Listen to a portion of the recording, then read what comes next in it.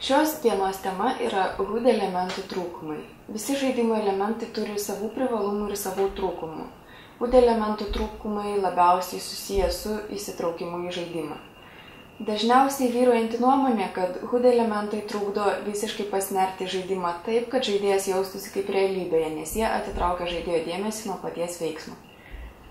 Lukas Breda pritarė nuomoniai, kad HUD informacija, kuri dažnai pateikiama pagrindinio žaidimo vaizdo peripetijoje, žaidėją atitraukia nuo įprastinių susikaupimo taškų, taip sumažindama arba visiškai sunaikindama žaidėjų įsitraukimo būseną.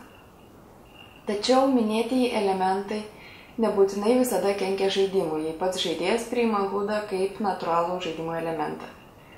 Analizuodamas įvairias vartotojo sąsajas žaidimuose ir nagrinėdamas jas plačiau nei įprastose analizėse, Breda paminė multisensorinę informaciją ir audio efektus kaip tam tikrą būdą pasiekti įsitraukimo būseną.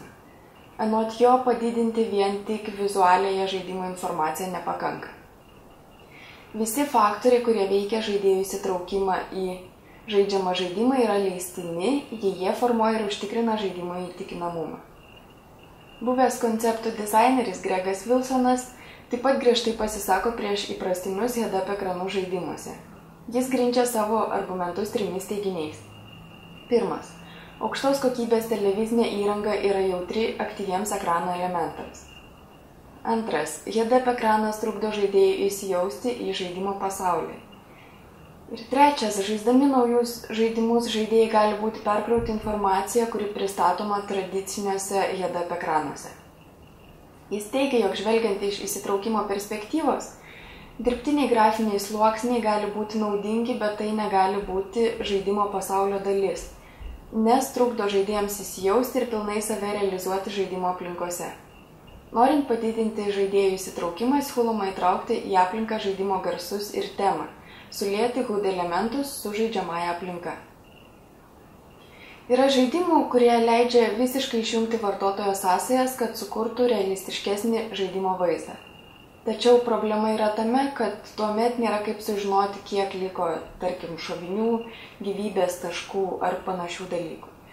Yra variantų, kur tai yra rodoma ant paties žaidėjo kaip jo šalmo ar aprangos dalis, tačiau tai naudojama gan retai ir nėra taip informatyvu kaip head-up ekrano naudojimas. Žaidimo sąsaja yra tai, kas leidžia žaidėjui būti įtrauktam į veiksmą. Kitu atveju jis gali jaustis kaip klaidžiantis tamsoje be žibintuvėlio. Nors HUD kai kuriais atvejais sumažina įsitraukimą į žaidimą, jis padeda greičiau orientuotis aplinkoje ir efektyviau vykdyti užduotis ar siekti tikslo žaidime. O tai atveria visas neigiamas head-up ekrano savybės, juk jei žaidėjas nervinasi, kad nesupranta, kaip reikia elgtis žaidime, tai jį priveda prie frustracijos ir nenoro žaisti, kas visiškai neatitinka įsitraukimo sąvokos. Taigi, aptarėme pagrindinius head-up ekrano minusus, kurie yra įsitraukimo į žaidimą mažinimas, trukdymas susikoncentruoti į žaidimo pasaulį, informacijos perkrovimas naudojant tradicinius head-up ekranus ir tai, jog aukštos kokybės televizinė įranga yra jautri aktyviems ekrano elementams.